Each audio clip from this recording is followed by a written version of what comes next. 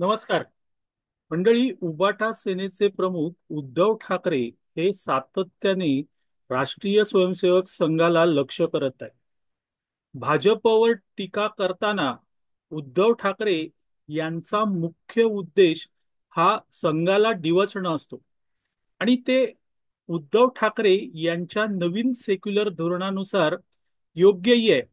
कारण उद्धव ठाकरे यांना मुस्लिमांची मतं मिळवायची आहेत आणि त्यामुळे संघाला लक्ष करणं एवढंच काम सध्या उद्धव ठाकरे करतायत. मध्यंतरी उद्धव ठाकरे यांनी संघावर टीका करताना म्हटलं होतं, मी मोहन भागवतांचा फॉलोअर आहे. ते जे करतात ते मी करतो. मोहन भागवत महाकुंभला गेले नाहीत तर मी कसा प्रयागराजला जाऊ, ते स्वतः जात नाहीत आणि लोकांना सांगतात.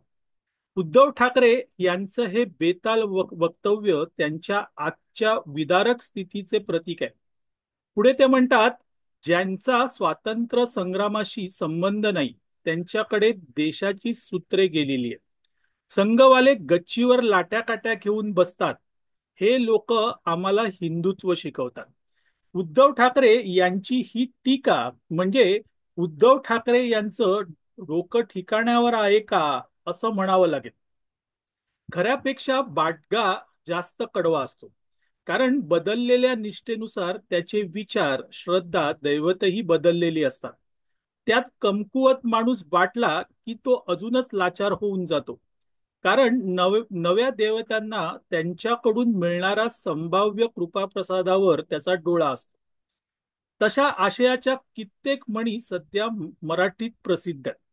उद्धव ठाकरेही तसेच आहेत किंवा त्यांचंही तसंच झालेलं आहे. पुणे एकेकाळी शिवसेना हिंदुत्ववादी होती. किंबहुना तसे म्हणून घेण्यात शिवसेनेला कमालीचा अभिमान वाटायचा.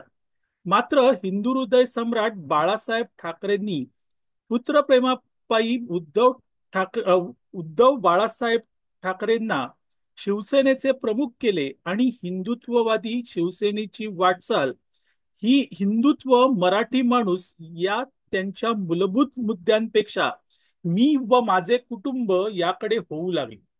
एखादा पक्ष व्यक्तिगत व कौटुंबिक स्वार्थाने जर लडबडला असेल तर त्याचे जे होते ते इथे झाले. पक्षाची दिशा, ध्येय, धोरणे सगळ्याशी फारकत घेऊन संजय राऊतांच्या डोक्याने पक्ष चालायला लागला आणि पक्षातील कर्तबगार मातब्बर मंडळींनी पक्षातून काढता पाय घेतला. राज ठाकरेंपासून सुरू झालेली ही गळती आज एकनाथ शिंदे यांच्यापर्यंत येऊन टेपली आहे. तरीही उद्धव ठाकरे काही सुधारायला तयार नाही. बुडत्याचा पाय खोलात या उक्तीनुसार त्यांची वाटचाल सुरू आहे. त्याची प्रचिती उद्धव ठाकरेंनी नुकत्याच दिलेल्या या बेसुमार विधानातून दिसून येते. आता वस्तुस्थिती अशी आहे की तोंडाच्या वाफा दवडणारा, इतरांना सांगून ते स्वतःच न करणारा माणूस म्हणून उद्धव ठाकरे ओळखले जातात. मवियाच्या काळातील मुख्यमंत्री म्हणून त्यांची कीर्ती काय वर्णावी. कोविड महामारीच्या संकट काळातही हे महाशय घर बसल्या राज्यशकट अगदी यशस्वीरित्या हाकण्याचा दावा करत होते. आधीच महामारी, त्यात ठाकरेंसारखे शून्य प्रशासकीय अनुभव असलेले नेतृत्व, यामुळे महाराष्ट्राची सर्वतोपरी वाताहत झाली. उद्योगधंदे बंद पडले, मंदिरांनाही टाळे लागले आणि परिणामी महाराष्ट्राच्या विकासाचा गाडा गर्तेत रुतून बसला. त्यानंतर विकास प्रकल्पांवर चालवलेली स्थगितीची कुऱ्हाड असेल, अंबानींच्या घराबाहेर स्फोटकं पेरण्याचे उद्योग असतील, अनिल देशमुखांच्या 100 कोटींच्या वसुलीचे प्रकरण, टीकाकारांना तुरुंगवारी घडवण्याचे सुडाचे राजकारण, असा जो सत्तेचा गैरवापर सुरू झाला, तो गैरवापर ठाकरे आणि त्यांच्या साथीदारांनी अगदी बिनबोपटपणे केला. मंडळी, इतकंच नाही तर कोविड सेंटर, खिचडी वाटप घोटाळा, एवढंच काय तर मृतदेहांच्या पिशव्यांच्या कंत्राटातही भ्रष्टाचार करून मृतांच्या टाळूवरचे लोणी खाणे काय असतं ते त्यावेळेस दिसून आलं. सोशल मीडियावर कुठेही फेरफटका मारला तरी ठाकरेंवर एकाहून एक रंजक मजकूर सापडू शकतात. अशा या उद्धव ठाकरेंनी मुख्यमंत्री पदासाठी भाजपशी दगाफटका केला, हिंदुत्वावर पाणी सोडलं, हिंदू हृदय सम्राट बाळासाहेब ठाकरेंना अटक करणाऱ्या काँग्रेस बरोबर गळ्यात गळा घालून फिरू लागले. कोणी एकेकाळी दिग्विजय सिंग सारखा वाचाळवीराला सोनिया गांधींना खुश करण्यासाठी जी जी कामे करावी लागत होती ती आता सकाळी 9च्या भोंग्याच्या शिकवणीनुसार उद्धव ठाकरे करताना दिसतात. संघ हा काही राजकीय पक्ष नाही, पण हिंदू हितासाठी संघाचे स्वयंसेवक आवश्यक ते सगळे करतात. 2013 सालच्या विजयादशमी उत्सवात सरसंघचालकांनी स्वयंसेवकांना 100% मतदानाचे महत्व विशद केले होते. देशात लोकशाही कायम ठेवायची असेल, राजकारणातून लाभार्थी झालेल्या उद्धव ठाकरे, अखिलेश यादव, के स्टॅलिन, मेहबूबा मुफ्ती, ओमर अब्दुल्ला, सुप्रिया सुळे या त्यांच्या कुटुंबासारख्या लोकांपासून लोकशाहीचं संरक्षण करायचं असेल तर सर्वच भारतीयांनी 100% मतदान करणं आवश्यक आहे.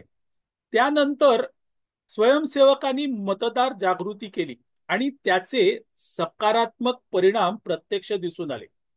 हरियाणा, महाराष्ट्र आणि आता दिल्ली विधानसभा निवडणुकीतही संघाच्या शक्तीची प्रचिती आली. संघाची शक्ती काय असते ही वारंवार दिसून आले. मात्र तरीही उद्धव ठाकरे यांच्या विरोधकांना अजून अक्कल आलेली नाही, याला काय म्हणावं. संघाकडे बघण्याचा समाजाचा दृष्टिकोन वेगळा आहे. समाज संघाला या सगळ्याच्या पलीकडे मानतो, कारण नैसर्गिक आपत्ती असो वा अन्य कोणतेही भाषण संकट, संघ हा जातपात धर्म असा कुठलाही भेदभाव न करता संघ स्वयंसेवक हा मदतीला सदैव तत्पर असतो. संघावर, सरसंघचालकांवर अशा प्रकारची टीका केल्याने संघाला काडी मात्रही फरक पडत नाही. यापूर्वी उद्धव ठाकरे असो वा अन्य राजकारणी यांनी संघावर शिंतोडे ओढण्याचं काम केलं, मात्र संघ विचलित झाला नाही. आजही संघ त्याच ध्येय धोरणांनी काम करतोय. आणि इतकंच नाही मित्रांनो, तर संघाने केवळ भारत नाही तर संपूर्ण जग व्यापलेलं आहे. मात्र उद्धव ठाकरेंना हे कळणार नाही. एकूण काय, तर आपल्या कर्माची पुरेशी शिक्षा मिळूनही उद्धव ठाकरेंनी संघ भाजप द्वेषाचा घेतलेला वसा टाकलेला नाही. ज्यांच्या नादी ते लागले आहेत ते शरद पवार, सोनिया गांधी यांचे काय करणार. काही दिवसांपूर्वी शरद पवारांनी एकनाथ शिंदे यांचा सत्कार करून आपले उपद्रव मूल्य दाखवून दिले. भाजप सोबत युतीत असताना ठाकरेंकडे एक सन्मानाचे पदही होते, सत्तेत सहभागही होता. असे असताना स्वतःच्या पक्षावर नियंत्रण तरी होते. आता उद्धव बाळासाहेब ठाकरेच्या हातून सगळंच निसटून चाललंय. त्यामुळे सत्ते वाचून प्रचंड तडफड होते. मित्रांनो, ही तडफड ज्या ज्या वेळेस उद्धव ठाकरे संघावर टीका करतात त्यातून दिसून येतं. मंडळी, तूर्तास इथे थांबतो. मी आबा माळकर आपली रजा घेतो. धन्यवाद.